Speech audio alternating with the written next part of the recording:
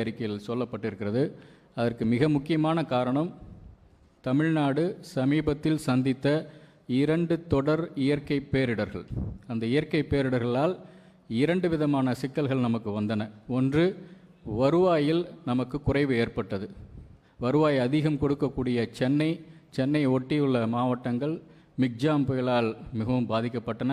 தென் மாவட்டங்கள் பாதிக்கப்பட்டன. வருவாய் குறைவு அதனால் வந்தது. அடுத்து, அந்த வெள்ள நிவாரணத்திற்கென்று நாம் செலவு செய்ய வேண்டியதாக இருந்தது.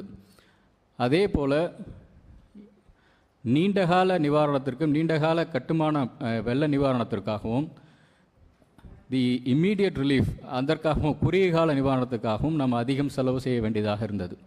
இது ரெண்டும் மிக முக்கியமான ஒரு அம்சம். இந்த நெருக்கடிக்கிடையே இந்த நிதிநிலை அறிக்கை தயாரிக்கப்பட்டிருக்கிறது என்ற ஒரு கருத்தை நான் முன்வைக்க விரும்புகிறேன். அப்படி இருந்தாலும் நம்முடைய பொருளாதாரம், தமிழ்நாட்டினுடைய பொருளாதாரம் எப்படி இருக்கிறது என்று பார்க்கும் பொழுது மிகவும் ஆரோக்கியகரமாகவே இருக்கிறது என்பது எங்களுடைய அனுமானம். மிக முக்கியமாக சொல்லப்போனால் நம்முடைய ஓன் டேக்ஸ் ரெவன்யூ என்று சொல்லக்கூடிய சொந்த வரி வருவாய், இது எப்படியெல்லாம் வரும் என்றால், இது வணிக வரித்துறை மூலமாக வரும். வணிக வரித்துறை மூலமாக வரக்கூடிய அந்த வருவாய் கிட்டத்தட்ட 15% வளர்ச்சியை நாங்கள் எதிர்பார்க்கிறோம். அதே போல் பத்திரப்பதிவுத்துறையிலும் சென்ற வருடம் நாங்கள் எதிர்பார்த்த வளர்ச்சி இல்லை. ஆனால் அடுத்த வருடம் அது குறித்து நாங்கள் நிறைய எதிர்பார்ப்புகளோடு இருக்கிறோம். அதே போல் மற்ற வரி வருவாய்களும், இந்த வரி வருவாயை பொறுத்தவரையில் அடுத்த வருடம் நாங்கள் 1,95,00,000 கோடி அளவிற்கு நாங்கள் எதிர்பார்க்கிறோம். இதில் மிக முக்கியமான அம்சம், ஏன் இதை நாங்கள் அதிகம் எதிர்பார்க்கிறோம், வரும் என்று நம்புகிறோம் என்றால், நிறைய சீர்திருத்தங்களை நாங்கள் செய்திருக்கிறோம். சீர்திருத்தங்கள் என்று சொல்லும் பொழுது, அந்த நிதிநிலை அறிக்கையில் மாண்புமிகு நிதியமைச்சர் அவர்கள் விளக்கமாக குறிப்பிட்டு சொன்னார். வணிக வரித்துறையை பொறுத்தவரையில் ஐஐடி ஹைதராபாத் அந்த நிறுவனத்தோடு புரிந்துணர்வு ஒப்பந்தம் செய்து கொண்டு டேட்டா அனலிட்டிக்ஸ் விங் ஒன்று ஏற்படுத்தியிருக்கிறோம். வரி ஏய்ப்பை தடுப்பதற்காகவும் நிகழ்நேரத்தில் செய்திகளை பரிமாறிக்கொண்டு அதற்கேற்ப அவர்களுடைய வரி வசூலை திரட்டுவதை அவர்கள் கண்காணிப்பதற்காகவும் ஒன்று ஏற்பாடு செய்யப்பட்டிருக்கிறது. அது சென்ற வருடத்தின் கடைசி காலாண்டில்தான் அதை நாங்கள் எடுத்து வந்தோம். அதே போல் பத்திரப்பதிவுத்துறையிலும் நிறைய மாற்றங்கள் ஏற்பட்டு கொண்டிருக்கின்றன. அதுவும் சென்ற அரையாண்டிலிருந்து தான் அதனுடைய முன்னேற்றங்கள் வந்திருக்கின்றன.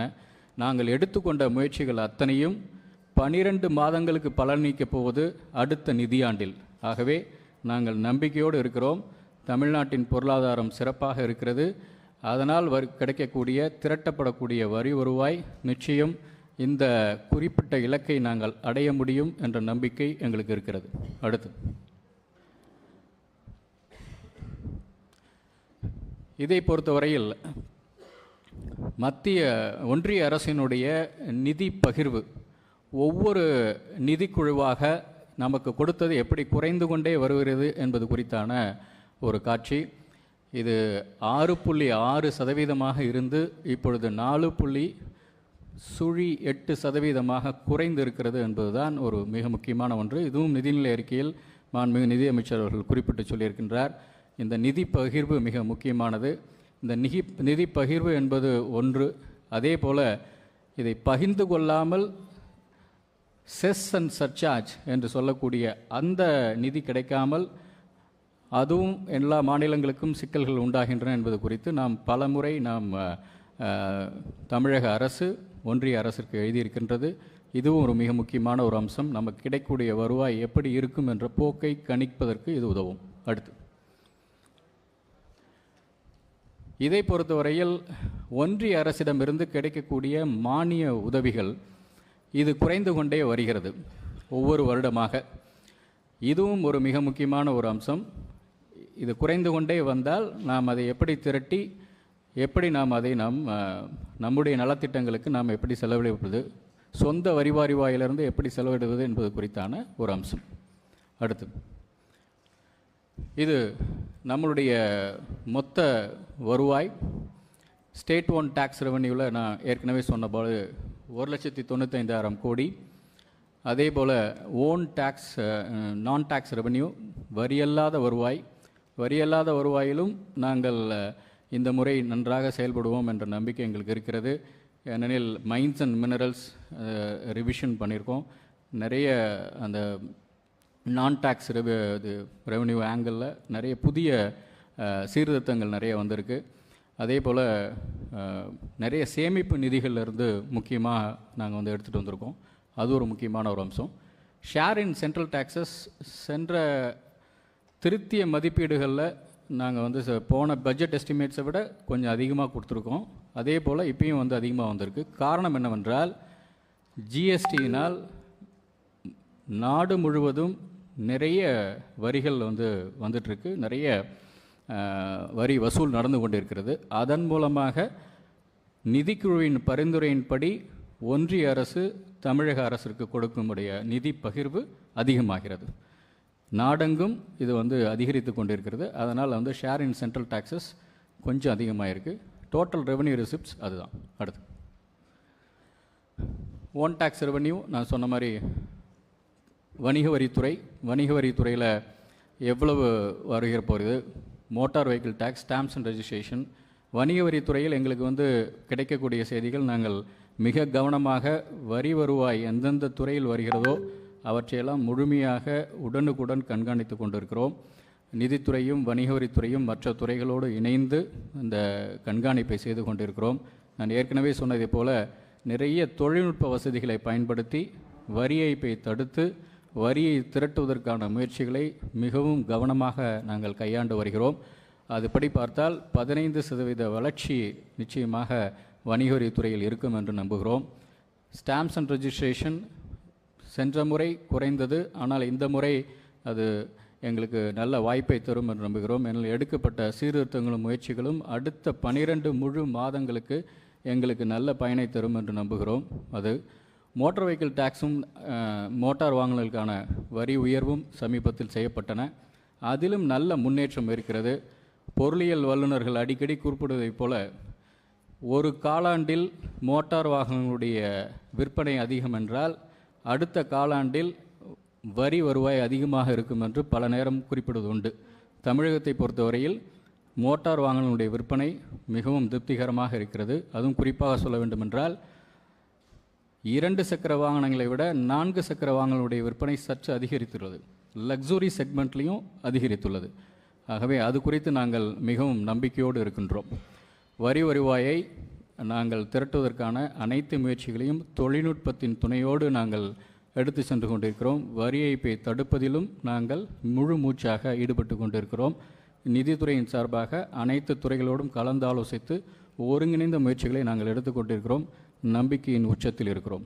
அடுத்து முத்திரை திட்டங்கள் அநேகமாக நீங்கள் கவனித்திருக்கக்கூடும். குடிசையில்லா தமிழ்நாடு என்று கலைஞரின் கனவு இல்லம் என்ற திட்டம் நம்முடைய ஊரக பகுதிகளில் எடுத்துக்க கணக்கெடுப்பின்படி 8 லட்சம் மக்கள் குடும்பங்கள் இன்னும் குடிசையில் வாழ்ந்து கொண்டிருப்பதாக எங்களுக்கு தெரிய வந்தன. அடுத்த 7 ஆண்டுகளில் 8 லட்சம் வீடுகள். இதில் மிக முக்கியமான அம்சம், ஏற்கனவே இருந்த திட்டங்கள் எல்லாம் ஒரு வீடு 2.25 லட்சம் அளவில்தான், யூனிட் காஸ்ட் என்ற அளவில்தான் கட்டப்பட்டு கொண்டிருக்கும். அது மிகவும் சிக்கலை உண்டாக்கி கொண்டிருந்தன பயனாளிகள் மத்தியில். அவர்கள் இன்னும் கடன் வாங்கி திட்டங்களை முடிக்க முடியாமல் இது 3.5 லட்சம் என்ற உயர் அளவை நிர்ணயித்து இந்த திட்டம் வந்திருக்கிறது. இதோடு கூட ஆளுநர் உரையில் மாண்புமிகு முதலமைச்சர் அவர்கள் குறிப்பிட்டது, ஏற்கனவே கட்டிய வீடுகள் சீரமைக்கப்பட வேண்டும் என்று பார்த்தால் 2.5 லட்சம் வீடுகள் அதுபோல சீரமைக்க வேண்டும்.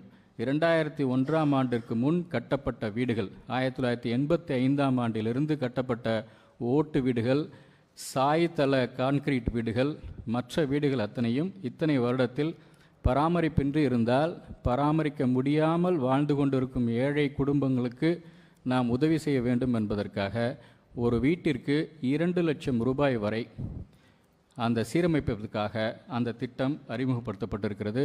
அதை மாண்புமிகு முதலமைச்சர் அவர்கள் ஆளுநர் உரைக்கு நன்றி தெரிவிக்கும் தீர்மானத்தின் போது அவர் தெரிவித்தார். இதற்காக 2 ஆண்டுகளில் 2000 கோடி செலவிடப்படும். வறுமை ஒழிப்பு என்பது இருக்கக்கூடிய திட்டங்களை ஒருங்கிணைத்து தேவைப்படும் நபர்களுக்கு கொண்டு போய் சேர்க்கக்கூடிய திட்டம். இந்தியாவிலேயே 2ஆவதாக கேரளாவுக்கு அடுத்தபடியாக வறுமை கோட்டிற்கு கீழ், வறுமை கோடு என்று சொல்லும்பொழுது பன்முக வறுமை குறியீடு, மல்டி டைமென்ஷனல் பாவர்ட்டி இண்டெக்ஸ் என்று நிதி ஆயோக் சொல்லக்கூடிய கருத்து கணிப்பின்படி, அவர்களுடைய கணிப்பின்படி தமிழ்நாட்டில் 2.2% மக்கள் பன்முக வறுமை குறியீட்டின் கீழ் வாழ்ந்து கொண்டிருக்கின்றார்கள் என்று குறிப்பிடுகிறார்கள். 2,20,00,000 குடும்பங்கள் சராசரியாக இருக்கும் என்று எடுத்துக்கொண்டால் 5 லட்சம் குடும்பங்கள் அதுபோல வறுமை கோட்டிற்கு கீழே இருப்பதற்கான வாய்ப்புகள் உண்டு. அவர்களையெல்லாம் கண்டறிந்து அவர்களுக்கு தேவையான அத்தனை வசதிகளையும் குடும்பத்தில் உள்ள அனைவருக்கும் கொடுப்பதற்காக அந்த திட்டம். தமிழ் புதல்வன் என்ற திட்டம், புதுமை பெண் திட்டம் பெற்ற வெற்றி அனைவரும் அறிந்தது. அந்த திட்டம் வந்ததற்கு பிறகு உயர்கல்வியில் பெண்களுடைய சேர்க்கை அதிகரித்தது. அது மட்டுமல்ல, இடைநின்ற பெண்களும் கல்லூரிக்கு திரும்பி வந்தார்கள். அதனால் அரசு பள்ளியில் 6ஆம் வகுப்பு முதல் 12ஆம் வகுப்பு வரை படித்த மாணவர்களுக்கு அவருடைய உயர்கல்வி தொடர்வதற்காக தமிழ் புதல்வன் என்ற திட்டத்தின் கீழ் மாதம் 1000 ரூபாய் வழங்கும் இந்த திட்டம் அறிவிக்கப்பட்டிருக்கிறது. தொல்குடி என்ற அந்த திட்டம் பழங்குடியினர் மேம்பாட்டிற்காக அடுத்த 4 ஆண்டுகளில் 1000 கோடி ரூபாய் மதிப்பீட்டில் அவர்களுடைய வாழிடங்கள் மேம்பாடு மற்றும் திறன் மேம்பாடு, வாழ்வாதார மேம்பாடு குறித்தான ஒரு மிகப்பெரிய திட்டம் அது அறிவிக்கப்பட்டிருக்கிறது. இது மிக முக்கியமான ஒரு திட்டம். அடுத்து புதுமை பெண், 2,73,000 பெண்கள் பயனடையக்கூடிய திட்டம், 370 கோடி அதில் நாம் ஒதுக்கியிருக்கிறோம். காலை உணவு திட்டம் இந்தியாவிலேயே முதன்முறையாக நாம் அறிமுகப்படுத்தப்பட்டதற்கு பின்னால் தெலுங்கானா மாநிலம் அதை பின்பற்றி கொண்டிருக்கிறது. அந்த காலை உணவு திட்டத்தில் 15 லட்சம் மாணவர்கள் பயன்பெற்று கொண்டிருக்கிறார்கள். அது இப்பொழுது ஊரக பகுதிகளில் இருக்கும் அரசு உதவி பெறும் பள்ளிகளிலும் இந்த திட்டம் விரிவுபடுத்தப்படும். அதற்காக 600 கோடி. விடியல் பயணம் பெண்களுடைய பொருளாதார சமூக முன்னேற்றத்திற்கான ஒரு முக்கிய திட்டம். அவர்களுடைய பயன்பாடு இதுவரை ஒரு வருடத்திற்கு 444 கோடி அளவிற்கு அவருடைய பயணங்கள் இருக்கக்கூடிய அளவிற்கான திட்டத்திற்கு 3000 கோடி ரூபாய். நான் முதல்வன் திறன் மேம்பாட்டிற்கான மிக முக்கியமான திட்டம், அதற்கும் நிதி கணிசமாக ஒதுக்கப்பட்டிருக்கிறது. அடுத்து கலைஞர் மகளிர் உரிமை தொகை திட்டம். சென்ற வருடம் நிதிநிலை அறிக்கையில் 7000 கோடி அளவிற்கு நிதி ஒதுக்கப்பட்டது. அப்பொழுது ஒதுக்கப்பட்ட பொழுது மாண்புமிகு முதலமைச்சர் அவர்கள் சட்டப்பேரவையில் அறிவித்த பொழுது ஏறத்தாழ 1 கோடி மகளிர் பயன்பெறும் வகையில் அந்த திட்டம் இருக்கும் என்று அறிவித்தார். இன்று இந்த திட்டத்தால் தமிழ்நாட்டில் பயன்பெற்று கொண்டு வரக்கூடிய மகளிருடைய எண்ணிக்கை 1,15,20,000 மகளிர். ஒவ்வொரு மாதமும் அவர்கள் மாதம் 1000 ரூபாய் இந்த திட்டத்தில் பயன்பெற்று கொண்டிருக்கிறார்கள். அந்த திட்டத்திற்காக இந்த வருடம் மிக கணிசமான அளவு 13,720 கோடி ரூபாய் நிதி ஒதுக்கப்பட்டிருக்கிறது. விடியல் பயணத்திற்கும் நிதி ஒதுக்கப்பட்டிருக்கிறது. புதுமை பெண்ணுக்கும் ஒதுக்கப்பட்டிருக்கிறது. சுய உதவிக்குழு வங்கி கடன் இந்த முறை 35,000 கோடி என்று நிர்ணயித்திருக்கிறோம். மகளிர் நலனுக்காக என்னெல்லாம் செய்கின்றோம் என்பது குறித்தான தீம் பேஸ்ட் அப்ரோச்சுக்காக தோழி விடுதிகள், அது குறித்தும் கேள்விப்பட்டிருப்பீர்கள். மிக முக்கியமான ஒரு அம்சம் கடைசியாக இருப்பது பெண் தொழிலாளர்களுக்கான ஒரு முக்கியமான ஒரு அம்சம். இந்தியாவிலேயே தொழிலாளர் பங்கேற்பில் பெண்கள் அதிகம் இருப்பது தமிழ்நாட்டில். ஆகவே தமிழ்நாட்டில் தொடங்கப்படும் ஒவ்வொரு புதிய தொழிற்சாலையிலும் 500க்கும் மேற்பட்ட பெண்களை அந்த தொழிற்சாலைகள் வேலைக்கு பணிக்கு அமர்த்தினால் அது பெண்கள் மட்டுமல்ல, பெண்கள், மாற்றுத்திறனாளிகள், அதே போல் 3ஆம் பாலினத்தவர்கள், இந்த 3 வகை பிரிவினரையும் சேர்த்து 500 பேருக்கு மேல் அவர்கள் பணியமர்த்தினால் அந்த 3 வகை தொழிலாளர்களுடைய மாத ஊதியத்தில் 10% நாங்கள் கொடுக்க இருக்கிறோம் சில ஆண்டுகளுக்காக. இது மிக முக்கியமான ஒரு அம்சம். ஒவ்வொரு தொழிற்சாலை வளாகத்திலும் பெண் தொழிலாளர்களுக்கு அவருடைய குழந்தைகளை பாதுகாக்க குழந்தைகள் வளர் காப்பகம் நிறுவப்படும் என்றும் அறிவித்திருக்கப்பட்டிருக்கிறது. அதே போல் இன்னொரு மிக முக்கியமான ஒரு சிறிய திட்டம், உயரிய நோக்கம் என்று சொல்லலாம். பணிபுரியும் பெண்கள் திருமணம் அல்லது உயர்கல்வி ஏதேனும் ஒரு காரணத்தினால் அவருடைய பணியிலிருந்து இடைநிற்க நேரிட்டு மீண்டும் பணி செய்ய வேண்டும் என்று சொன்னால் சில வருடங்கள் கழித்து அவர்களுக்கு திறன் மேம்பாடு செய்ய வேண்டுமென்றால் அதற்கும் நாங்கள் இந்த திட்டத்தை அறிமுகப்படுத்தியிருக்கிறோம். ஆகவே மகளிர் நலன் காக்க பல மிக முக்கியமான திட்டங்கள் இந்த ஏற்கனவே நடைமுறைப்படுத்தி வருகிறோம். புதிய திட்டங்களும் இங்கு அறிமுகப்படுத்தப்பட்டிருக்கின்றன. அடுத்து இந்த ஒரு மிக முக்கியமான ஒரு அம்சத்தை நண்பர்கள் கவனிக்க வேண்டும் என்று நான் கருதுகிறேன். அரசு பள்ளி மாணவர்களுக்கு இந்த நிதிநிலை அறிக்கை மிகவும் முக்கியத்துவம் கொடுத்திருக்கிறது. 7.5% உள் இடஒதுக்கீடு மூலமாக 10,000க்கும் மேற்பட்ட மாணவர்கள் மருத்துவம், பொறியியல் உள்ளிட்ட தொழிற்படிப்புகளில் படித்து வருகிறார்கள். அவர்களுடைய கல்வி கட்டணம் அனைத்தும், கல்வி கட்டணம், உணவு மற்றும் அனைத்து கட்டணங்களையும் அரசே ஏற்றுக்கொள்கிறது. இதற்காக மட்டும் வருடத்திற்கு நாம் 511 கோடி நாம் நிதி ஒதுக்கி நாம் செலவு செய்து கொண்டிருக்கிறோம். புதுமை பெண் திட்டம் ஏற்கனவே நாம் குறிப்பிட்டது. அரசு பள்ளியில் படிக்கும் மாணவிகள் உயர்கல்விக்காக. தமிழ் புதவன் இன்று அறிமுகப்படுத்தப்பட்ட திட்டம் அதற்கும். இதையும் தாண்டி ஒரு கட்டம், அரசு பள்ளி மாணவர்கள் வெளிநாடுகளில் புகழ்பெற்ற பல்கலைக்கழகங்களில் படிக்க முற்பட்டால் அவர்களுக்கான உதவித்தொகை வழங்கும் திட்டம் அறிவிக்கப்பட்டிருக்கிறது. அதற்கான வழிகாட்டி நெறிமுறைகள் விரைவில் நம்மால் வெளியிடப்படும். அடுத்து கல்விக்காக சொன்னது போல 1000 கோடியில் புதிய வகுப்பறைகள், அதே போல திறன்மிகு வகுப்பறைகள் 15,000 ஸ்மார்ட் கிளாஸ் ரூம்ஸ். இதற்காக 300 கோடி மதிப்பீட்டில் இந்த ஆண்டு மேற்கொள்ளப்படும். புதிய தொழிற்பயிற்சி நிறுவனங்கள், ஏற்கனவே சொன்னது போல தொழிற்பயிற்சி நிறுவனங்கள் ஐடிஐஸ் தமிழ்நாட்டில் மிகச்சிறப்பாக இயங்கி வருகின்றன. அவை இண்டஸ்ட்ரி 4.0 ஸ்டாண்டர்டில் சென்ற வருடமே அது தரம் உயர்த்தப்பட்டது. உங்களுக்கெல்லாம் நான் சொல்ல விரும்புவது, அந்த ஐடிஐயில் அரசு நடத்தும் அந்த தொழிற்பயிற்சி நிலையங்களில் சேர்க்கை விகிதம் 95% மேல் இருக்கின்றன. படித்து முடித்த மாணவர்களுடைய வேலை வாய்ப்புக்கு 90% வேலை வாய்ப்பு கிடைத்து கொண்டிருக்கிறது. ஆகவே புதிதாக நாம் 10 இடங்களில் அரசின தொழிற்பயிற்சி நிலையங்களை ஏற்படுத்தியிருக்கிறோம். 10 இடங்களும் தேர்ந்தெடுத்து மாநிலத்தின் அல்லது குறிப்பிட்ட மாவட்டத்தின் மிகவும் பிற்படுத்தப்பட்ட பகுதிகளில் அந்த குறிப்பாக அந்த ஐடிஐகள் ஏற்படுத்தப்பட்டிருக்கின்றன. அவற்றில் ஒன்று சமீபத்தில் தூத்துக்குடியில் மிகவும் பாதிப்புக்குள்ளான ஏரல் பகுதி, அங்கு ஒரு ஐடிஐ நிர்ணயிக்கப்படுகிறது. அல்லது நாமக்கல்லை எடுத்துக்கொண்டால் சேந்தமங்கலம், அதுவும் பிற்படுத்தப்பட்ட பகுதி. வேப்பூர், குஜிலியம்பாறை, திண்டுக்கல் ஆகிய அனைத்து பகுதிகளுமே பார்த்து தேர்ந்தெடுக்கப்பட்டு மாண்புமிகு முதல்வர் அவர்கள் கொடுத்த அந்த பட்டியலில் இடம்பெற்றிருக்கக்கூடிய அத்தனை இடங்களுமே பிற்படுத்தப்பட்ட பகுதிகளில் இருக்கக்கூடிய மாணவர்களின் நலனுக்காக, அதே நேரம் நல்ல வேலைவாய்ப்பு வருவதற்கு வாய்ப்புண்டு. தமிழ் புதல்வன் பற்றி ஏற்கனவே பேசியிருக்கோம். போட்டித் தேர்வு பயிற்சியும் மிக முக்கியமான ஒன்று. சென்ற முறை நாம் நிதிநிலை அறிக்கையில் அறிவித்தது போல ஐஏஎஸ், ஐபிஎஸ் போன்ற யூபிஎஸ்சி தேர்வுகளில் தமிழ்நாட்டிலிருந்து தேர்வாகக்கூடிய மாணவர்களுடைய எண்ணிக்கை சற்று குறைவாக இருப்பதால் அவர்களுக்கு பயிற்சி அளிக்கும் நோக்கில் மாதம் 7,500 ரூபாய் தேர்ந்தெடுக்கப்பட்ட 1000 மாணவர்களுக்கு நாம் கொடுப்பதற்காக சொல்லியிருந்தோம்.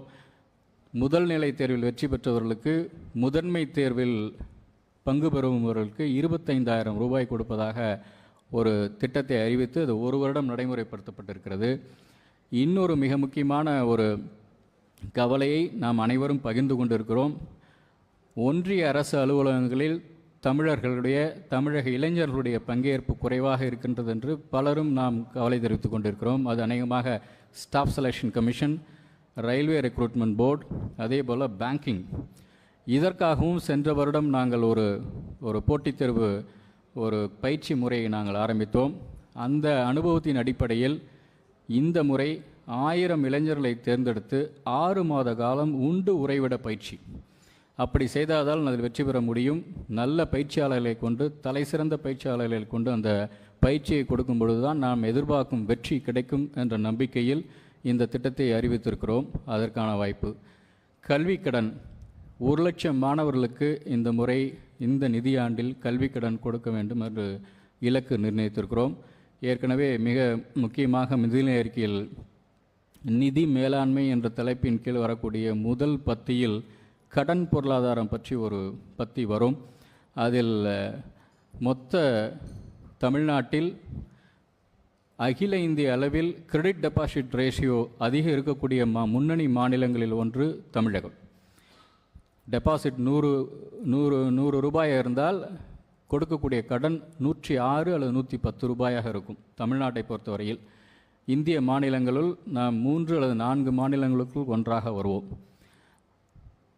சிடி ரேஷியோ அதிகமாக இருக்கிறது மட்டும் முக்கியமல்ல, முன்னுரிமை துறைகளுக்கு அந்த கடன் போய் சேர வேண்டும்.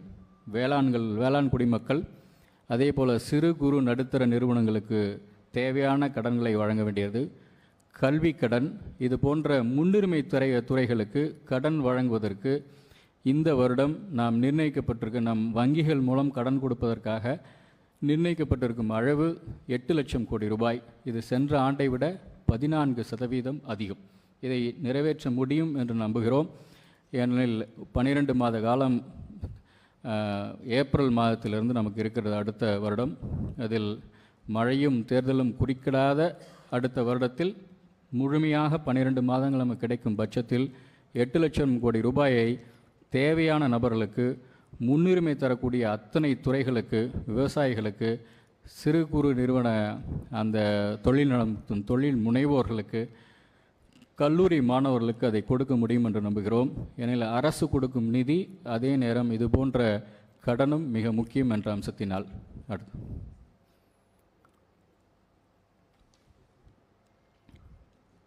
பல்வேறு நலத்திட்டங்களை நாம் செயல்படுத்தி வரும் பொழுது நம்முடைய தொலைநோக்கு பார்வை எதிர்காலம் நோக்கியும் இருக்க வேண்டும். எதிர்காலம் அறிவுசார் பொருளாதாரம் நோக்கி சென்று கொண்டிருக்கிறது, நாலேஜ் பேஸ்ட் எக்கானமி.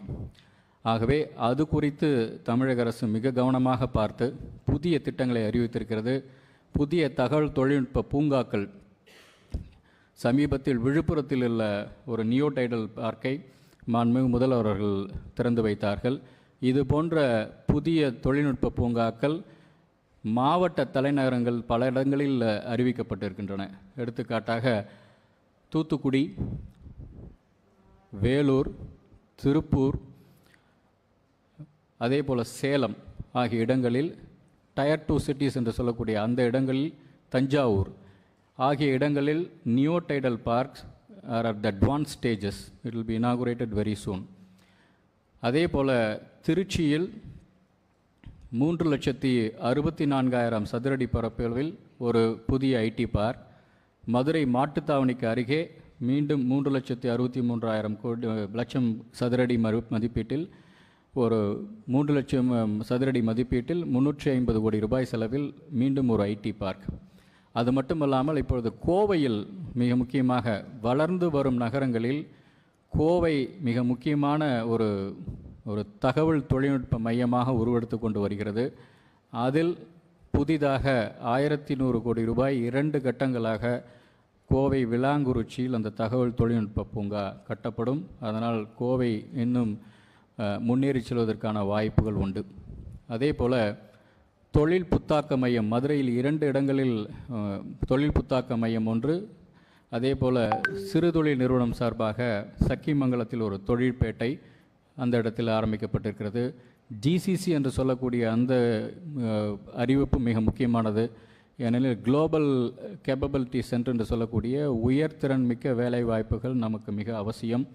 மாதம் 1 லட்சம் ரூபாய்க்கு மேல் மாத ஊதியம் கொடுக்கக்கூடிய அந்த நிறுவனங்களுக்கு, அது could be R&D or even software companies of design, அவைகளை நம்முடைய மாநிலத்திற்கு ஈர்க்கும் நோக்கோடு இந்த திட்டம் அறிவிக்கப்பட்டிருக்கிறது. ஏனெனில் நம்முடைய மாணவர்களுக்கு குறைந்த சம்பளத்தில் மட்டுமல்ல, அதிக சம்பளத்திலும் அதிக வேலைகள், அதுவும் குறிப்பாக செயற்கை நுண்ணறிவு வந்ததற்கு பிறகு நாம் அதை நோக்கிய பயணத்தில் ஈடுபட வேண்டும் என்பதற்காக செயற்கை நுண்ணறிவு இயக்கம் தமிழ்நாடு முதலமைச்சர் தலைமையில் ஒன்று ஏற்படுத்தப்பட்டிருக்கிறது. செயற்கை நுண்ணறிவினுடைய தாக்கம் இனி வரும் காலங்களில் மிக அதிகமாக இருக்கும். அந்த தாக்கத்தை எப்படி புரிந்து கொள்வது, எப்படி எதிர்கொள்வது, எப்படி இலகுவாக கையாள்வது என்பது குறித்து அந்த இயக்கம் நிச்சயமாக நமக்கு வழிநடத்தும். கோவையில் ஒரு மாபெரும் நூலகம் மட்டுமின்றி அங்கு இருக்கக்கூடிய தொழில் முனையும் திறன் கொண்ட தொழில் முனைவோர்கள் மாணவர்களுக்கு வழிகாட்டும் வகையில் ஒரு இன்குபேஷன் சென்டர் அங்கு அமைந்திருக்கும், எக்ஸ்பீரியன்ஸ் சென்டர் அங்கு அமைந்திருக்கும். ஒரு நிச்சயமாக ஒரு அறிவுசார் சமூகத்தின் மிக முக்கியமான அடையாளமாக கோவையில் கட்டப்பட போகக்கூடும் அந்த மையம் திகழும் என்று நாங்கள் நம்புகிறோம். நெக்ஸ்ட்.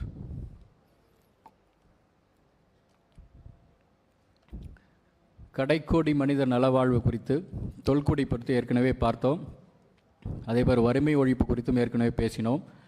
டிஎன் ரைட்ஸ் என்று சொல்லக்கூடிய மாற்றுத்திறனாளிகள் நலவாழ்வுக்காக ஒரு மிக முக்கியமான ஒரு திட்டம். அந்த திட்டத்தை பற்றிய பத்திக்கு அடுத்த பத்தியிலேயே இன்னொரு செய்தி வரும்.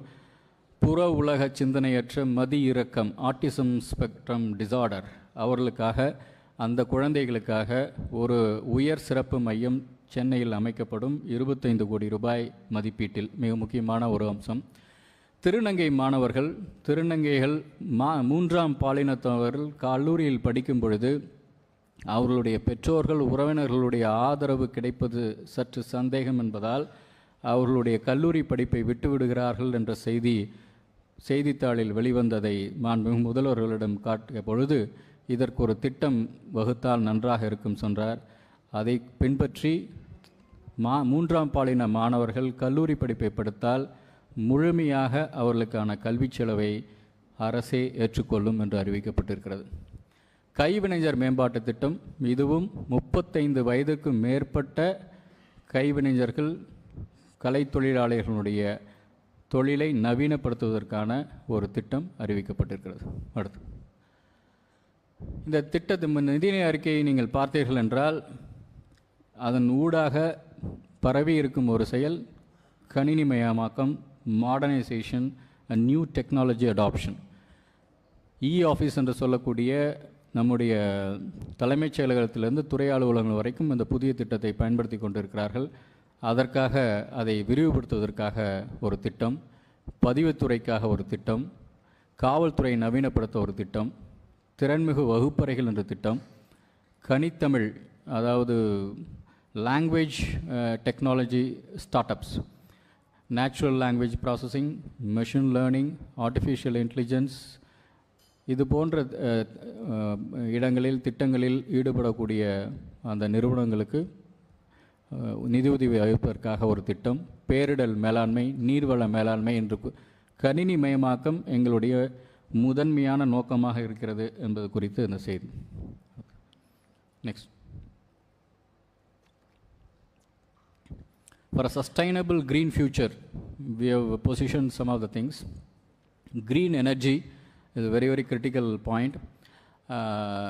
We have formed one green energy corporation, new green energy corporation, to take up hydel, solar and wind and other projects. நெய்தல் மீட்சி இயக்கம், இது உலக வங்கியினுடைய உதவியோடு செயல்படுத்தப்படக்கூடியது. 250 கோடி ரூபாய் மதிப்பீட்டில் சென்னையிலிருந்து கன்னியாகுமரி வரை தேர்ந்தெடுக்கப்பட்ட பல கடற்கரைகளை, மரக்காணம், காமேஸ்வரம், அதே போல் தூத்துக்குடி மாவட்டம், அதே போல் கன்னியாகுமரி மாவட்டத்தில் உள்ள முக்கியமான கடற்கரை சில்வர் பீச், கடலூர், பல கடற்கரைகளை எடுத்து கடற்கரையோரம் வாழும் மீனவ இளைஞர்களையும் அதில் ஈடுபடுத்தி அந்த திட்டம் செயல்படுத்தப்பட போகிறது. அழகிய கடற்கரைகள், நீலக்கொடி கடற்கரை சான்றிதழ் வாங்குவதாக திட்டம். அடையாறு நதியை சீரமைக்கும் திட்டம் குறித்து ஏற்கனவே குறிப்பிடப்பட்டுள்ளது. அந்த ஒப்பந்த புள்ளிகள் இறுதி செய்யும் அந்த காலகட்டத்தை எட்டியுள்ளோம். அதேபோல் தமிழகமெங்கும் இருக்கும் நதிக்கரைகளை அழகுற சீரமைப்பதற்கும் திட்டம் அறிவிக்கப்பட்டிருக்கிறது. நகர்ப்புற பசுமை இயக்கம், அதுவும் it's quite an ambitious project. Urban greening, நம்முடைய நகரங்கள் கான்கிரீட் மயமாக வருவதை மாற்றி பசுமை போர்வையை சற்றே போர்த்திட உதவக்கூடிய திட்டம். மின் பேருந்துகள் வாங்கப் போகிறோம். 3000 புதிய பேருந்துகள் வாங்குவதற்கான அறிவிப்பு இருக்கிறது. 500 மின் பேருந்துகள். மினி பஸ், சிற்றுந்து திட்டம் விரிவுபடுத்தப்பட இருக்கின்றது.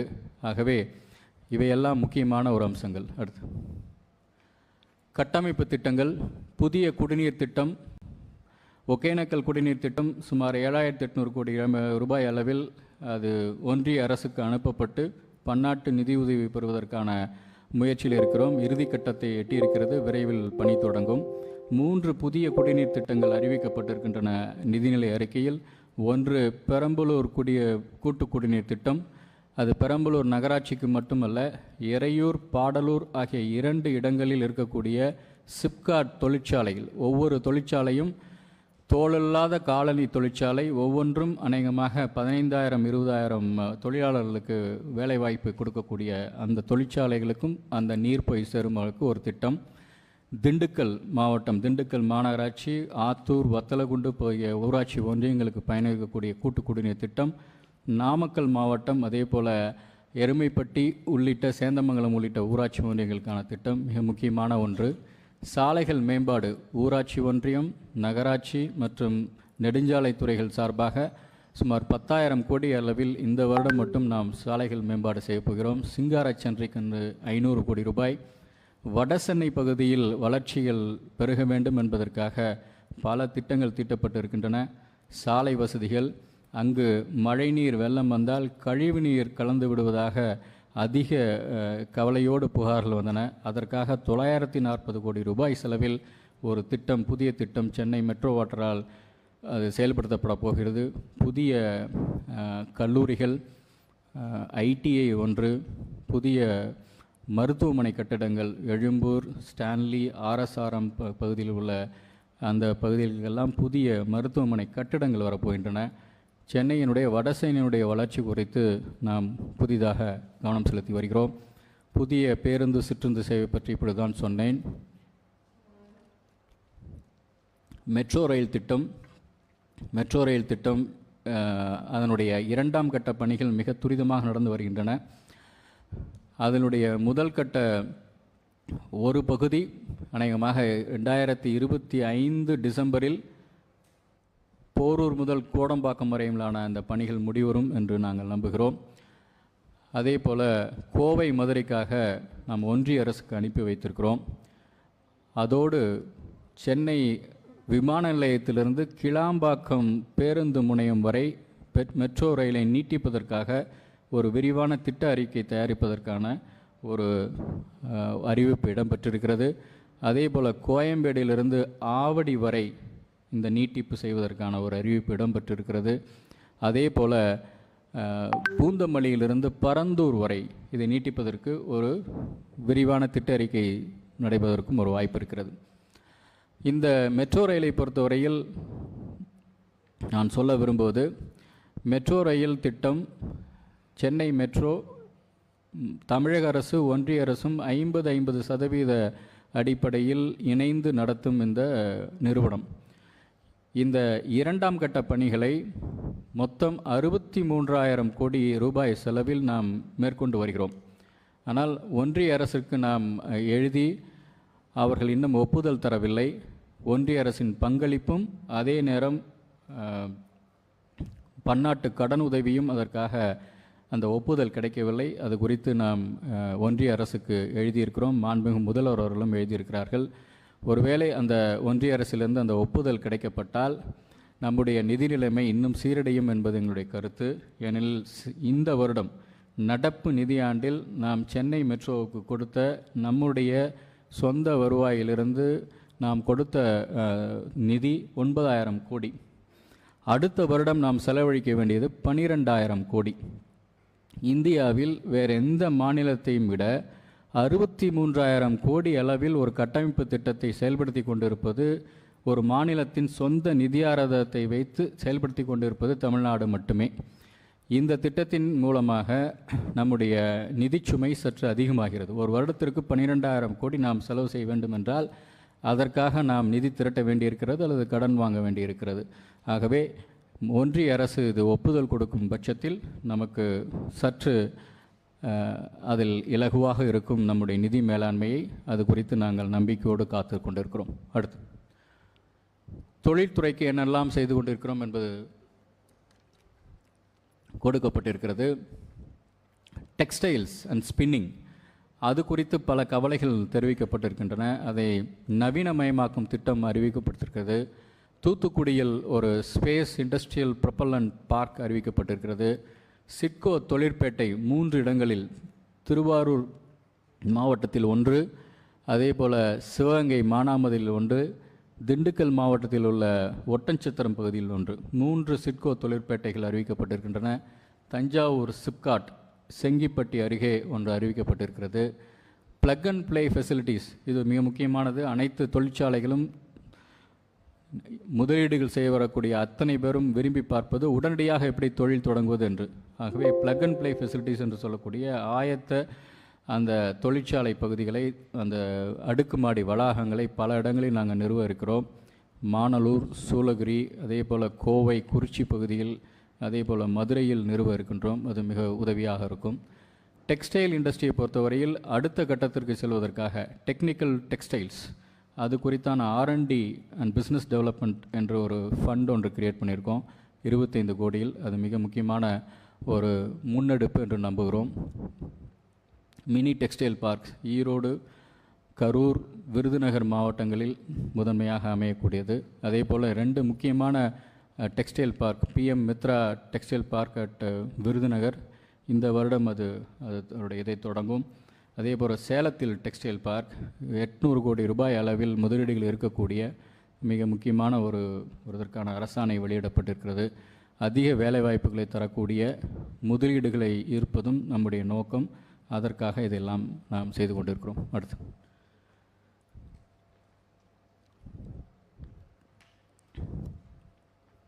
ஆகவே இந்த நிதிநிலை அறிக்கையை பொறுத்தவரையில் 7 முதன்மையான நோக்கங்களை வைத்து தயாரிக்கப்பட்டது உங்களுக்கு தெரியும். நலத்திட்டங்கள் செயல்படுத்துவதில் நாம் தொய்வடையக்கூடாது என்பது ஒரு புறம், கட்டமைப்பு திட்டங்களை செயல்படுத்துவதிலும் நாம் முன்னேறி செல்ல வேண்டும் என்பது ஒரு புறம். அதே நேரம் நமக்கு இருக்கக்கூடிய சவால்கள், உண்மையிலுமே இந்த நிதிநிலை அறிக்கை பல சவால்களுக்கிடையே தயாரிக்கப்பட்ட நிதிநிலை அறிக்கை என்பதை நான் இங்கு பதிவு செய்ய விரும்புகிறேன். சவால்கள் என்று சொன்னால், ஒன்று வரி வருவாயில் சிக்கல், இயற்கை பேரிடர்களால் நமக்கு இருக்கக்கூடிய சிக்கல். அதனால் வருவாய் நாம் எதிர்பார்த்த அளவுக்கு வரவில்லை. அதே நேரம் இயற்கை பேரிடர்களுக்கு நாம் நிவாரணம் கொடுக்க வேண்டியிருக்கிறது. அதற்கான ஒரு அம்சம் GST காம்பன்சேஷன் என்று சொல்லக்கூடிய GST இழப்பீட்டு தொகை இந்த வருடம் நமக்கு கிடைத்தது, அடுத்த வருடம் நமக்கு கிடைக்காது. 20,000 கோடி அளவிற்கு நமக்கு இழப்பு, அதில் சிக்கல். அதே போல் நான் இப்போ தற்போது குறிப்பிட்டு சொன்னது போல் சென்னை மெட்ரோ ரயில், இது ஒருவேளை சென்னை மெட்ரோ ரயிலின் முதல் கட்டம் போல் செயல்படுத்தியிருந்தால் 12,000 கோடி நாம் நம்முடைய நிதி ஆதாரத்திலிருந்து செலவழித்திருக்க தேவையில்லை. நம்மால் கடன் சற்று குறைவாக வாங்கியிருக்க முடியும், அல்லது அதை நாம் வேறு நலத்திட்டங்களுக்கு பயன்படுத்தியிருக்க முடியும். அடுத்ததாக மிக முக்கியமான ஒன்று, தமிழ்நாடு மின் பகிர்மான கழகம் டான்ஜெட்கோவினுடைய நட்டத்தை, கிராஸ் லாஸ், அதில் நாம் ஒவ்வொரு வருடமும் 75%, 90% அரசு ஏற்க வேண்டும் என்ற நிபந்தனை. அந்த நிபந்தனை மிக முக்கியமான ஒரு தாக்கத்தை நம்முடைய நிதிநிலைமையில் ஏற்படுத்தியிருக்கிறது. என்னவென்று சொன்னால், சென்ற வருடம், அதாவது நடப்பு நிதியாண்டில் நாம் கொடுக்க வேண்டியது என்று யோசித்த அந்த தொகை சுமார் 3,000 கோடி ரூபாய். ஆனால் நாம் அதிகமாக கொடுத்திருப்பது 15,000 கோடி ரூபாய். மொத்தம் 17,717 கோடி ரூபாய் நாம் அந்த டான்ஜெட்கோவுக்கு கொடுக்க வேண்டியிருக்கிறது. இது வருவாய் பற்றாக்குறையில் பிரதிபலிக்கிறது.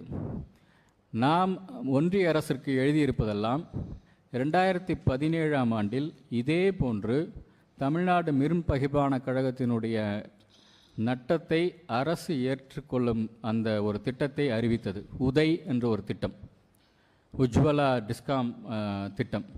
அந்த திட்டத்தை அறிவித்த போது அரசு எவ்வளவெல்லாம் அந்த அந்த நட்டத்தை ஏற்றுக்கொள்கிறதோ அந்த அளவு தொகை நிதி பற்றாக்குறையில் கணக்கில் எடுத்துக்கொள்ளப்படாது என்று சொல்லியிருக்கிறார்கள். அதே போல் அரசு திரட்டக்கூடிய கடன் உச்சவரம்பில் அந்த தொகை கழித்து கொள்ளப்படும் என்று சொல்லியிருக்கிறார்கள். அதே நிபந்தனையை தளர்த்தி உதய் திட்டத்திற்கு எப்படி நமக்கு கிடைத்ததோ அதே போல் இதற்கும் கொடுக்கல் என்று ஒன்றிய அரசிடம் கேட்டிருக்கிறோம். அதனால்தான் வருவாய் பற்றாக்குறையை பொறுத்தவரையில் 2ஆக காண்பித்திருப்போம். வருவாய் பற்றாக்குறை என்ன, டான்ஜெட்கோவுக்காக நாம் அந்த லாஸ் ஃபண்டிங் கொடுக்கறது எவ்வளவு, அது இல்லாமல் ஒன்றிய அரசு எடுத்துக்கொண்டால் எவ்வளவு தொகை வரும் என்று. வருவாய் பற்றாக்குறையை பொறுத்தவரையில்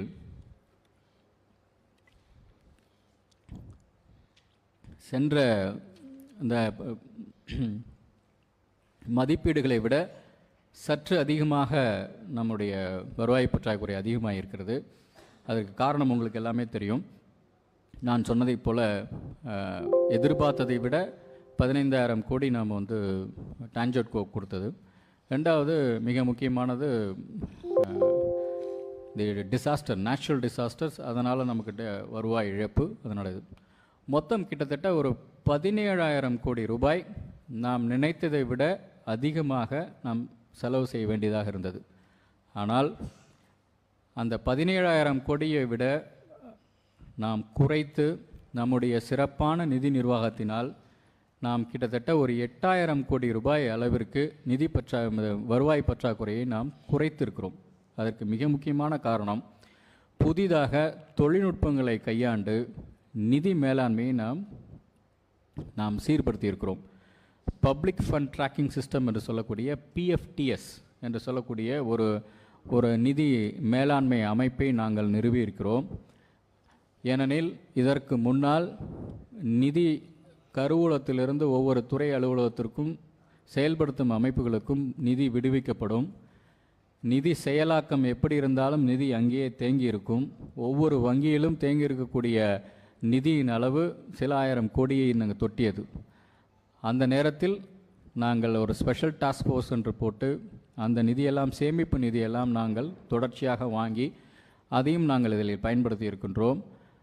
இதுபோல் இனிமேலும் அந்த சிக்கல் வந்துவிடக்கூடாது என்பதற்காக அந்த பிஎஃப்டிஎஸ் என்ற ஒரு அமைப்பை நிர்வகிக்கிறோம். அந்த அமைப்பில் 36 திட்டங்கள், மிக முக்கியமான 36 மாநில நிதியிலிருந்து செயல்படுத்தக்கூடிய திட்டங்கள், சென்னையிலிருந்து கண்காணிக்கப்படும் அனைத்து வங்கி கணக்குகளையும் ஒரு உதாரணத்துக்கு சொல்ல வேண்டுமென்றால், ஊரக வளர்ச்சித்துறைக்கு ஒரு திட்டத்திற்கு நாம் சட்டமன்ற உறுப்பினர் மேம்பாட்டு நிதிக்கு வருடம் 702 கோடி ரூபாய் நாம் நிதி ஒதுக்கீடு செய்கிறோம். அந்த நிதி ஊரக வளர்ச்சித்துறை இயக்குநருக்கு போய் சேரும். அங்கிருந்து மாவட்டங்களுக்கும் மற்ற ஊராட்சிகளுக்கும், அதே போல் ஊராட்சி ஒன்றியங்களுக்கும் நகராட்சிகளுக்கும் அந்த பணம் போய் சேரும். ஆனால் ஒவ்வொரு அமைப்பும் அவர்களுடைய வேகத்திற்கு தகுந்தபால் அந்த நிதியை பயன்படுத்துகிறார்களா என்றால் இருக்காது. ஆங்காங்கே வங்கி கணக்குகளில் அந்த நிதி தேங்கி இருக்கும். அந்த முறையை மாற்றி இப்பொழுது சிங்கிள் நோடல் அக்கவுண்ட் என்று கொண்டு வந்திருக்கிறோம். ஒவ்வொரு துறைக்கும் நாங்கள் ஒவ்வொரு சிங்கிள் நோடல் அக்கவுண்ட், அந்த தொகை அனைத்து செயல்படுத்தும் அமைப்புகளும் அந்த தொகையை பெற்றுக்கொள்ளலாம். ஒவ்வொருவருக்கும் தனியாக செல்லாது. அதே நேரத்தில் இங்கிருந்தபடியே நிகழ்நேரத்தில் சுமார் 1 லட்சம் வங்கி கணக்குகளில் எவ்வளவு அரசு நிதி தேங்கி இருக்கிறது என்று எங்களால் கண்டுபிடிக்க முடியும். அந்த முறையை கடந்த ஒரு 3-4 மாதங்களாக செயல்படுத்தியதால் தான் இந்த அளவிற்கு எங்களால் வருவாய் பற்றாக்குறை மிக அதிக அளவிற்கு, அபாயகரமான அளவிற்கு சென்றுவிடக்கூடியதை தடுத்து கட்டுப்படுத்த முடிந்தது. அடுத்த வருடம் இன்னும் சிறப்பாக எங்களால் செய்ய முடியும் என்ற நம்பிக்கை இருக்கிறது. இந்த மதிப்பீடுகளில் தெரிவிக்கப்பட்டிருக்கும் அந்த அடுத்த இந்த 24-25ஆம் ஆண்டிற்கான வருவாய் பற்றாக்குறையை விட, தெரிவிக்கப்பட்டிருப்பதை விட எங்களால் இன்னும் குறைத்து காட்ட முடியும் என்ற நம்பிக்கையும் இருக்கிறது. அந்த வகையில் இந்த நிதிநிலை அறிக்கை பல்வேறு நெருக்கடிகளுக்கிடையே, ஆனால் அதே சமயத்தில் வருவாய் இழப்பு, ஒன்றிய அரசிடமிருந்து வரக்கூடிய ஒப்புதல்கள் பல திட்டங்களில் தாமதம் என்று இருந்தாலும் மிகவும் கவனமாக பார்த்து தமிழ்நாட்டில் உள்ள அனைத்து பகுதிகளுக்கும் திட்டங்கள் சென்று சேர வேண்டும். அனைத்து துறைகளுக்கும் அனைத்து தரப்பு மக்களையும் இது திருப்திப்படுத்த வேண்டும் என்று யோசித்து மிக கவனமாக செதுக்கிய நிதிநிலை அறிக்கை. ஆகவே இந்த நிதிநிலை அறிக்கையின் மூலமாக எங்களால் நம்பிக்கை இருக்கிறது. தமிழ்நாடு பொருளாதாரம் மிகச்சிறப்பாக சென்று கொண்டிருக்கிறது. தேசிய சராசரியை விட நம்முடைய வளர்ச்சி வீதம் அதிகம், நம்முடைய பணவீக்கம் குறைவு. அதே நேரம் நாம் இந்த வெற்றியை தக்க வைத்து கொள்ள, இந்த முன்னேற்றத்தை தக்க வைத்து கொள்ள தொடர்ந்து நாம் கட்டமைப்புகளில் நாம் முதலீடு செய்ய வேண்டும், நலத்திட்டங்களில் நாம் முதலீடு செய்ய வேண்டும். அடுத்த தலைமுறையை நாம் இன்னும் சிறப்பாக திறன் மேம்பாடு செய்ய வேண்டும் என்பதற்காக தயாரிக்கப்பட்டது. ஏதேனும் கேள்விகள் இருந்தால் பார்க்கலாம். சார் வணக்கம். தமிழ் வளர்ச்சிக்கும் அகலாராய்ச்சிக்கும் முக்கியத்துவம் கொடுத்துருக்கீங்க ஃபர்ஸ்ட் பகுதியிலே. குறிப்பாக ஃபர்ஸ்ட் டைமாக ஒரு 5 crore கொடுத்துருக்கீங்க. வட மாநிலங்களில் அகழ்வாராய்ச்சிக்கு கொடுக்குற அளவுக்கு இப்போ ஏன்னா சென்ட்ரல்லையும் தொழில்துறை இருக்குது, ஏஎஸ்ஐ இருக்குது, அது மூலிமா எவ்வளோ ஃபண்டு கிடைக்குது, நம்மளுடைய ஃபண்டு எவ்வளோ சார் கம்பேர்? அதாவது இப்போ தமிழ்நாட்டை பொறுத்த வரைக்கும் 5 கோடி ரூபாய் நம்ம கொடுத்துருக்குதுங்கிறது இந்த வருடம் மட்டும் இல்லை, மிக கவனமாக அந்த வார்த்தை எழுதப்பட்டிருக்கு. தொடர்ந்து அதிக அளவில் கொடுத்து கொண்டு இருக்கும் ஒரு மாநிலம். மற்ற மாநிலங்களில் அந்த மாதிரி தொடர்ச்சியாக கடந்த 7-8 வருஷமாக அகலாராய்ச்சிக்கு 5 கோடி ரூபாய் அல்லது 3 கோடி ரூபாய் யாரும் கொடுத்ததில்லை. அதனால தான் அது சொல்லியிருக்கோம். சார் இப்போ பல்வேறு திட்டங்களை பல்வேறு புது திட்டங்கள் கொண்டு வந்திருக்கீங்க. உண்மையாலுமே வாழ்த்துக்கணும். ஏன்னா கடைக்கோடி கிராமத்துக்கு வரைக்கும் பல்வேறு திட்டங்கள் இருக்குது. இப்போ நீங்கள் சொன்ன மாதிரி இதை சென்ட்ரல் கவர்மெண்ட்டும் பணம் தரதில்லைங்கிற அந்த சிக்கலில் இப்போ மினரல்ஸ் மைன்ஸில் ஏற்கனவே ஒரு பிரச்சனை ஓடிட்டு இருந்தாலும் கூட அதை எப்படி சரி பண்ண போகிறீங்க? ஏன்னா இன்கம்மை பொறுத்த வரைக்கும் ஒன்றா டாஸ்மார்க் சொன்னாலும் கூட அது அந்தளவுக்கு ஃபுல்ஃபில் பண்ண முடியாது. இப்போ மினரல்ஸ் மைன்ஸில் பொறுத்த வரைக்கும் எந்த மாதிரி அதை ஒழுங்குபடுத்த போகிறீங்க? நீங்கள் சொல்கிற பாயிண்ட் நாங்கள் கவனத்தில் எடுத்திருக்கோம். அதாவது மைன்ஸ் அண்ட் மினரல்ஸில் நாங்கள் சீனரிஜ் ஃபீஸ் ஏற்கனவே ரிவைஸ் பண்ணியிருக்கோம். அதனால தான் அந்த கேட்டகரியில் கொஞ்சம் ரைஸ் ஆகிருக்கும். அதே போல் எங்கெங்கெல்லாம் வெளிப்படையான ஏலம் விடுறதுக்கான முயற்சிகள், ஆக்ஷன் பண்ணுறதுக்கான முயற்சிகள் வந்துட்டுருக்கு. அநேகமாக இன்னும் சில மாதங்களில் அது தொடர்ச்சியாக வரும். அந்த துறையிலேருந்து அதிக வருவாய் கிடைக்கிறதுக்கான முழு முயற்சிகள் எடுப்போம்.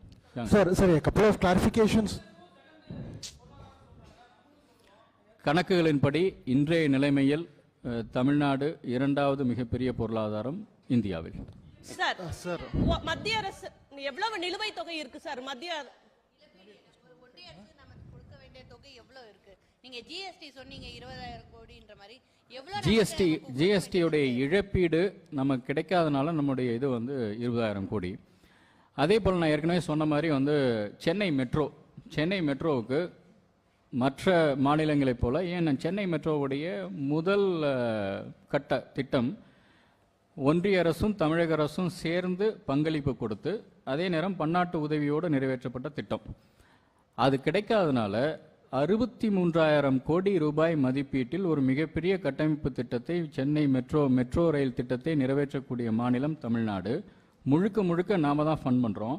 இந்த வருடம் 9,000 கோடி கொடுத்துருக்கோம். அடுத்த வருடம் 12,000 கோடி கொடுக்க போகிறோம்.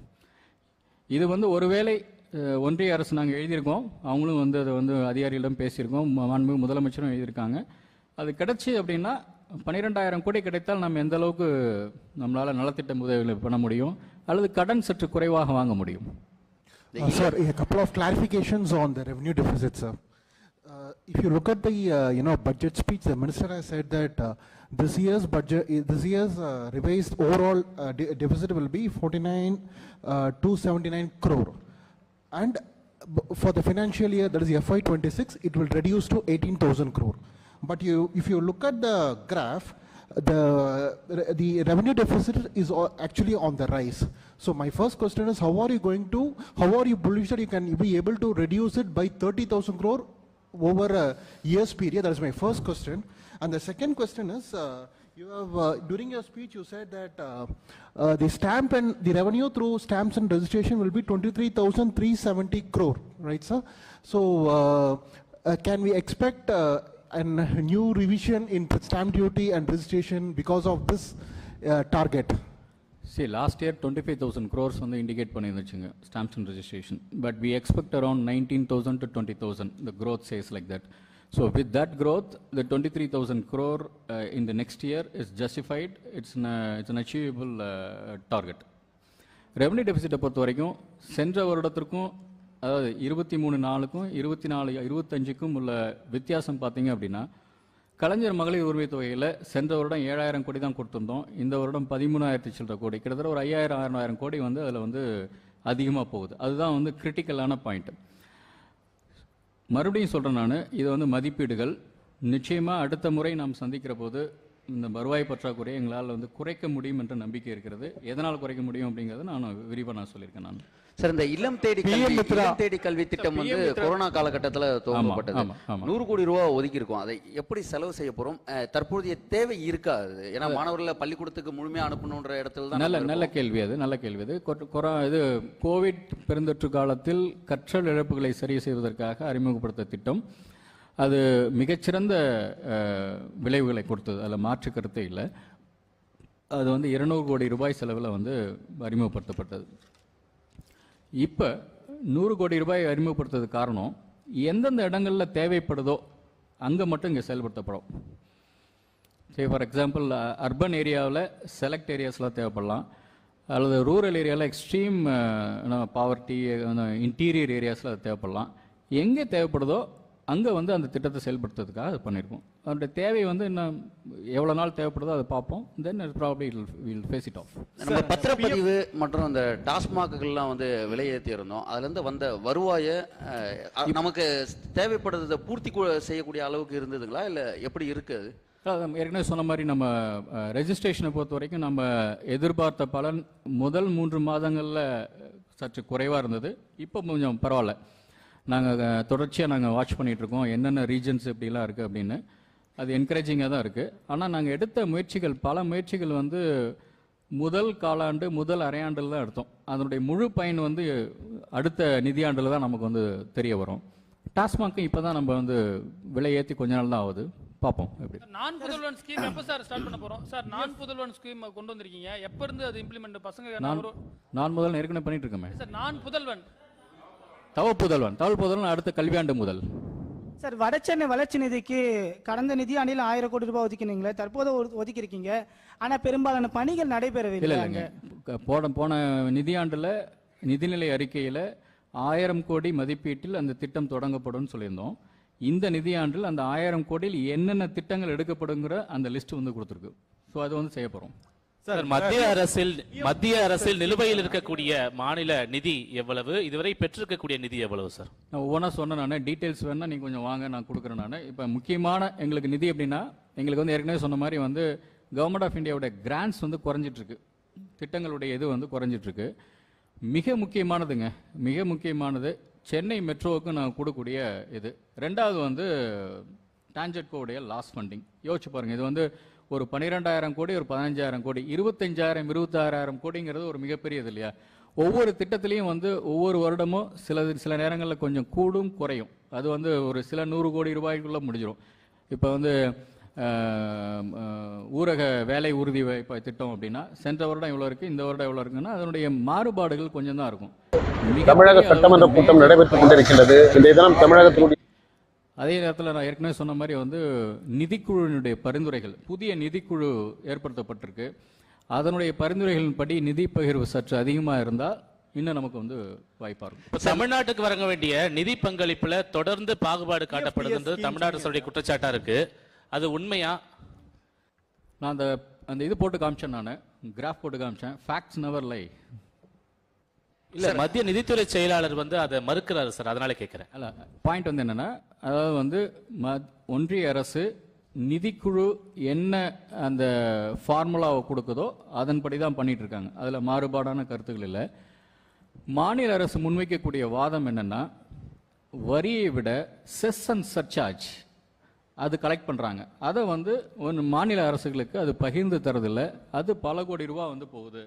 கிட்டத்தட்ட எங்களுக்கு வந்து ஒரு 11,000 கோடி ரூபாய் வந்து அதனால் வந்து போயிருக்கு அப்படிங்கிறது எங்களுடைய கணக்கு. செஸ் அண்ட் சர்சார்ஜ் வந்து அது வந்து ஒன்றிய அரசு மாநில அரசுகளோட பகிர்ந்து கொள்றதில்லை அப்படிங்கிற ஒரு வாதம் முன்வைக்கிறோம்.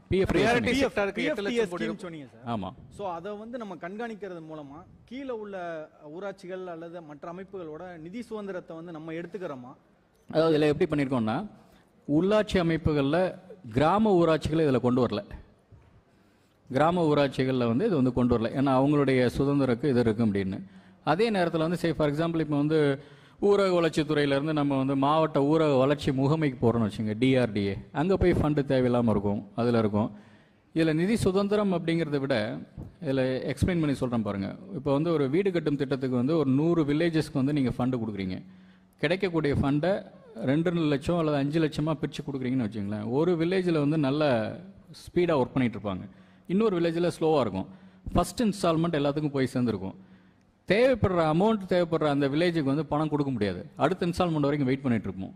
இந்த கிட்டி வந்து காமன் கிட்டியாக இருந்துச்சு அப்படின்னா யார் வேணாலும் எடுத்துக்கலாம், தேவைக்கேற்ப வேகத்துக்கு ஏற்ப எடுக்கலாம். இன்ஃபேக்ட் இது சுதந்திரத்தை அதிகமாக்குங்கிறது தான் பாயிண்ட்டு. ஆனால் கிராம ஊராட்சிகளை இந்த இதில் கொண்டு வரல. சரி, இப்ப நம்ம கிட்ட கடன் தொகை இயற்கை தடையா இருக்கலாம், செயற்கை தடையா இருக்கலாம்.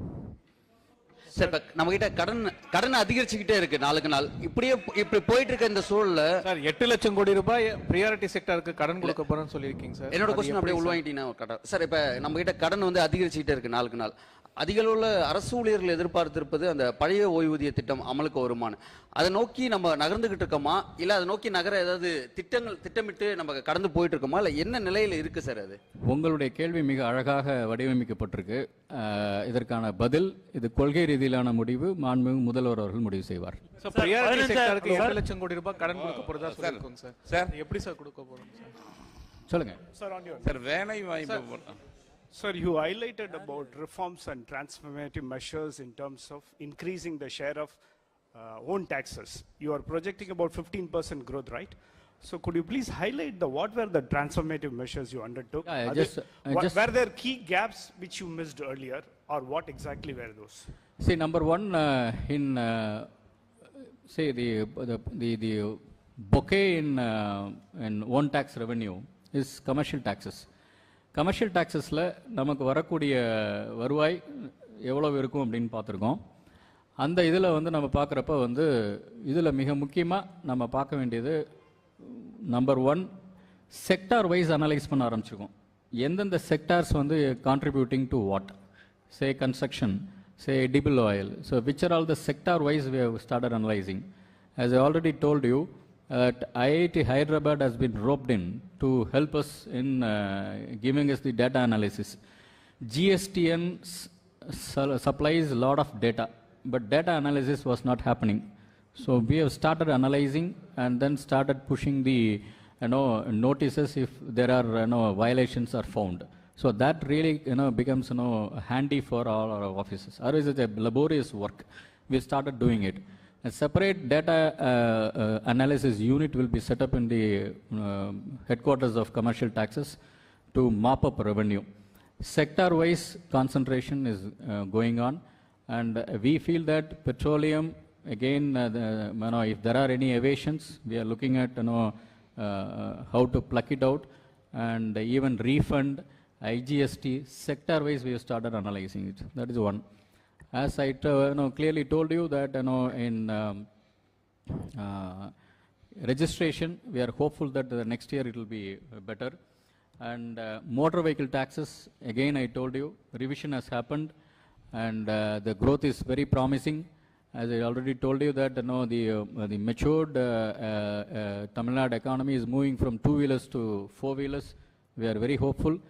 I already told you that the sales of motor vehicle taxes is a bellwether for the economy. If motor vehicle taxes clocks better as returns in the first quarter, probably we will be doing in the next few quarters. We are hopeful that we will generate a lot of revenue. Just one question on the எவ்வளவு revenue கிடைச்சிருக்கு sir? இந்த இதுல வந்து ஃபுல்லாவே வந்து எல்லாமே காலி பணியிடங்கள் நிரப்பியாங்க. ஏன்னா இவ்வளவு ஒர்க் பண்ணும்போது கண்டிப்பா அதுக்கு அந்த வேகன்சிலாம் நிரப்பினாதான் நீங்க ஃபில்பில் பண்ண முடியும். அப்போ வந்து தேவைப்படுறது நிதி இல்லாம தான் நிறைய இடங்களில் வந்து பண்ணல அப்படிங்கிற எல்லா துறையில் வந்து பணி போடல அப்படின்றாங்க. இப்போ நம்ம அதை கொதிக்கி இந்த ஃபில்ஃபில் பண்ணிடுவீங்களா? அந்த இல்லை தொடர்ச்சியாக வந்து கொஞ்சமாக தானே போட்டுட்டு இருக்கோம். இல்லை, அரசு பணியில் வந்து தொடர்ச்சியாக வந்து அதில் வந்து நம்ம பட்ஜெட் ஸ்பீச்லேயே அது வந்திருக்கு. கிட்டத்தட்ட 60,000க்கு மேற்பட்ட பணியிடங்கள் நிரப்பப்பட்டிருக்குன்னா இந்த நிதியாண்டுக்குள்ளே அடுத்த ஒரு 10,000 பணிகள் நிறைவேற்றப்படும். இன்னும் 2 ஆண்டுகள்லையும் வந்து நிறைவேற்றதுக்கான வாய்ப்புகள் இருக்குது. பாயிண்ட் என்னென்னா, எங்கே என்ன தேவையோ அங்கே வந்து பயன்படுத்தணும். டெக்னாலஜி எங்கே தேவையோ அதை பயன்படுத்தணும்னா இன்னும் ஊழியர்கள் சிறப்பாக வேலை செய்யலாம். சார், ஸ்கூல் எஜுகேஷனுக்கு நிறைய திட்டங்கள் சொல்லியிருக்கீங்க, நிதியும் அதிகமாக ஒதுக்கப்பட்டிருக்கு. இந்த ஆண்டு மடிக்கணினி வழங்குவதற்கான சாத்தியக்கூறுகள் இருக்கா? மடிக்கணினி வழங்குவதில் இருக்கக்கூடிய தொழில்நுட்ப சிக்கல்கள் காரணமாக தான் நிறுத்தி வச்சோம். ஏன்னா அந்த செமிகண்டக்டர்ஸ் சிப்ஸ் வந்து இப்போ பிரச்சனையாக இருந்துச்சு, இம்போர்ட் பண்ண முடியல அப்படிங்கிறது தான் காரணம். அது தொழில்நுட்ப வல்லுநர்களோடு கலந்து ஆலோசித்து தான் அது முடிவெடுக்க முடியும். உங்களுடைய கேள்விக்கு தனியாக என்கிட்ட வந்தீங்கன்னா நான் டேட்டா கொடுக்குறேன். நான் 1-2 கேள்விகள் ரொம்ப நேரம் ஆயிடுச்சுன்னு நினைக்கிறேன். எல்லாத்துக்கும் லஞ்ச் சாப்பிடணும். கோடி ரூபாய் எப்படி கடன் கொடுக்க போறோம் சார்? ஆமாம், விரைவில் வந்துடுவாங்க. 8 லட்சம் கோடி ரூபாய் கடன் எப்படி கொடுக்க போறோம்?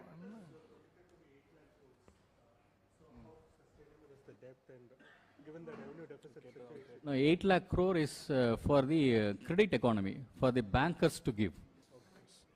See, for example, 3.5 lakh crore is our budget. This 8 lakh crore is the credit economy. Bankers will give loans, no? So annual credit plan will be laid out by the government.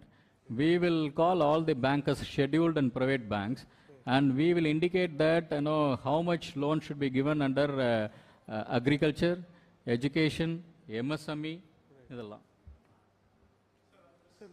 Overall 8.3 lakhs you are saying. Okay. Okay. Sir, the point is that the debt is growing. You'll have to compare it with the GSTP. Debt to GSTP ratio is the critical one. If you want to have the avail the debt, for what purpose it is being spent, with the quality of spending. You would have noticed that the capital expenditure is increasing. So you borrow money but spend it on infrastructure is fine.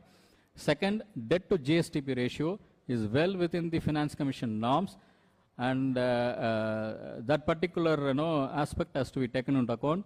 If you want to compare to the union government, we are very, very, very comfortable, and nothing wrong in borrowing, but it should be spent wisely. Sir, on the sir well, here. last question. PM Mitra, sir, PM Mitra, நம்ம விருதுநகர்ல பண்றோம் sir 2000 கோடி ரூபாய் project. அதுல 500 கோடி government of India கொடுக்குறாங்க. இப்போ சேலத்துல நீங்க 800 கோடி சொல்லிருக்கீங்க. அது ஓனா தமிழ்நாடு கவர்மெண்ட் பண்றாங்களா இல்ல சென்ட்ரல் கவர்மெண்ட்? அதுல ஒன்றிய அரசுக்கு அவங்க கேட்டிருக்காங்க. அந்த திட்டத்துல திட்டம் முடிஞ்சிருச்சுன்னு சொல்லி அவங்க சொல்றாங்க. அநேகமா இது பிபிபி மாடல்ல இருக்கும். அவங்களும் இது பண்ணுவாங்க. ஒன்றிய அரசு கொடுத்துச்சுன்னா அவங்க கொடுக்கும். ஸ்டேட் கவர்மெண்ட் சிப்காட் மூலமாவும் கொடுக்கறதுக்கு வாய்ப்பு இருக்கு. It's a 3-way one. But ஒன்றிய அரசுடைய திட்டம் முடிஞ்சிருச்சுன்னு சொல்லி அவங்க சொல்றாங்க. அப்படி இல்லைன்னா தமிழக அரசு தான் மாடி வரும். லாஸ்ட் ஒன் क्वेश्चन சார், பட்ஜெட்ல நிறைய பிபிபி மாடல் சொல்லியிருக்கோங்க சார். இது இந்த பிபிபி எப்படி இருக்குங்க சார்? பூட் மாடல் இருக்குமா, எந்த மாதிரி இருக்குங்க சார்? பிரைவேட் பார்ட்னர்ஷிப் சொல்லியிருக்கோம். மல்டிபிள் மாடல்ஸ் பார்க்குறோங்க. அதாவது அடையார் இது ஹாம் ஹைபிரிட் ஆனுவிட்டி மாடல்னு போகிறோம். சிலது பிபிபி மாடல்னு வரும். So it depends on the project, depends on the revenue it generates, depends on the bankable kind of things. So multiple models வச்சிருக்கோம். ஒவ்வொரு திட்டத்துக்கும் ஒரு மாதிரி வரலாம். Sir, how are you trying to reduce this loan funding to TANGEDCO losses? When you signed up in 2017. Agreed. It's a very important point that in fact we have been breaking our heads and midnight oil and trying to find out solutions for that. Number one is that unbundling has happened. You would have noticed. So that is one critical point. We are supposed to fund the gross loss of DISCOM. So that is one key point. And we have started looking at bringing in reforms in TANGEDCO and efficiency and power purchase and the existing plants performance and efficiency and then kind of things. So we are reasonably confident that in the short term, probably that particular loss funding may not be a major issue, but in the current situation it actually is a concern. We return to government, union government to follow the UDAI norms to please exempt us from this one. But it's a cause of concern. I am not saying that Has the revenue mobilization exercise hasn't helped it? Because it you does. had a massive tariff. Say for example, last time it has happened in the first, just at the end of first half yearly. Probably one full year will come only next year. So we have taken multiple efforts to look at it. Unbundling is one, green energy is one, and then debt swapping is a very, very critical one, because high cost loans of TANGEDCO, we are looking at how to swap it. So we are in touch with all the financial institutions to look at the debt swapping one. So they will save a lot of kind of energy efficiency is one. We are looking at multiple options. It's on our high radar, that particular TANGEDCO. So thank you so much. Yeah, please. I just on the Chennai Metro reference. See, almost all the states are doing the projects. Do you feel maybe Tamil Nadu alone is facing this problem of not getting adequate funds from the center? Or is it kind of a non-BJP ruled state? I would answer you in this way, that we are hopeful that the union government will sanction it. I hope. Thank you so much.